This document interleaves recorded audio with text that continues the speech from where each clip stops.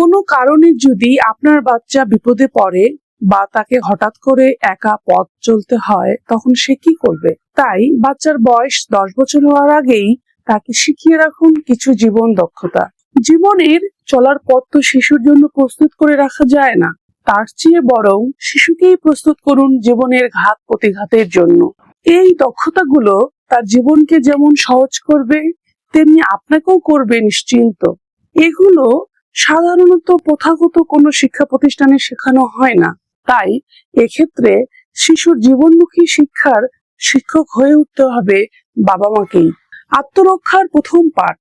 আত্মরক্ষার কৌশল শেখানোর আগে শিশুকে আত্মবিশ্বাসী করে গড়ে তুলতে হবে। শিশুকে জানাতে হবে কোনো পরিস্থিতিতেই মনোবল হারানো চলবে না, নিজের প্রতি বিশ্বাস হারানো যাবে না। শারীরিকভাবেও সুস্থ থাকা এবং দৌড়ঝাঁপের অভ্যাস জরুরি। আশেপাশের এলাকা পরিচিত করানো এবং দিক চেনানো। ছুটির দিনে বা সময় পেলে তাকে নিয়ে বিভিন্ন দিক চেনান। বাড়ির আশেপাশের এলাকাগুলো চিনিয়ে রাখুন। এতে কোনোদিন পথ হারালে বা ভুল করেও যদি কখনো বাড়ি থেকে বেরিয়ে যায়, তাহলে সে নিজেই বাড়ি চিনে ফিরে আসতে পারবে। বাড়ির ঠিকানা ও টেলিফোন নম্বর শেখানো।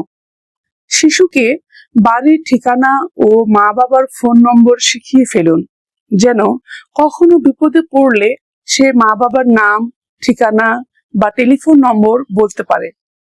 বিপদের বন্ধু চেনান। শিশুকে চেনান বিপদে কে বন্ধু হতে পারে। পুলিশ ও সেনাবাহিনীর পোশাক চেনান।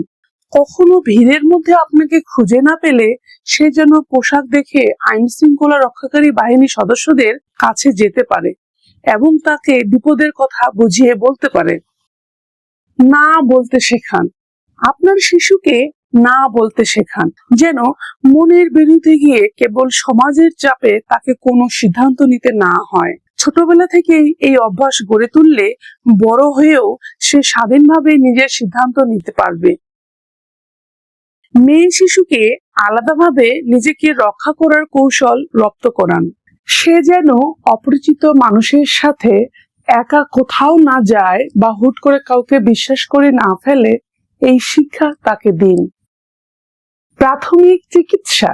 খেলতে গিয়ে কেটে ছিঁড়ে গেলে কিংবা বন্ধুর হাত পা কেটে গেলে শিশু যেন আতঙ্কিত না হয়ে প্রাথমিক চিকিৎসাটুকু দিতে পারে, তাকে সে জ্ঞান দিন। অ্যান্টিসেপটিক দিয়ে ক্ষতস্থান পরিষ্কার, ব্যান্ডেজ বাঁধার মতো সহজ কাজগুলো শিখিয়ে দিন। ঠিক কতটুকু কেটে গেলে দ্রুত বড়দের সাহায্য নিতে হবে তাও বুঝিয়ে বলুন। অর্থ ব্যবস্থাপনা। শিশুকে অর্থের মূল্য শেখান। তার হাত খরচ যেন সে কোনো ভালো কাজে ব্যয় করতে পারে সেটা শেখান। খেলনা বা খাবারে অতিরিক্ত অর্থ খরচ না করে কিভাবে অর্থের সর্বোত্তম ব্যবহার করা যায়, টাকা জমিয়ে শখের জিনিস বা প্রয়োজনীয় জিনিস কেনা যায়, সে শিক্ষা তাকে দিন। রান্নাঘরের ছোটখাটো কাজ। বাজারে শিশুদের ব্যবহারের জন্য হরেক রকম খেলনা পাওয়া যায়, সেসব ব্যবহার করে টুকটাক সবজি কাটা, খাবার বানানো শেখান। 7 বছর বয়সের পর গ্যাসের চুলার ব্যবহার শেখান। কোনোদিন মা বাবা বাড়িতে না থাকলে সে যেন ফ্রিজ থেকে খাবার বের করে গরম করে খেতে পারে বা নিজেই বড় পাত্র থেকে ছোট পাত্রে খাবার নিয়ে খেতে পারে, সেটুকু তাকে শিখিয়ে দিন। তাছাড়া বাড়িতে যখন রান্না করবেন শিশুকে সহায়তা করতে উৎসাহ দিন। ছোটখাটো কাজ যেমন পেঁয়াজ রসুনের খোসা ছাড়ানো, ফ্রিজ থেকে সবজি বের করে আনা, সিঙ্ক থেকে প্লেট চামচ নিয়ে যথাস্থানে রাখা, খাবার টেবিলে প্রত্যেকের গ্লাসে পানি ঢেলে দেওয়ার মতো কাজের সাথে সম্পৃক্ত করুন।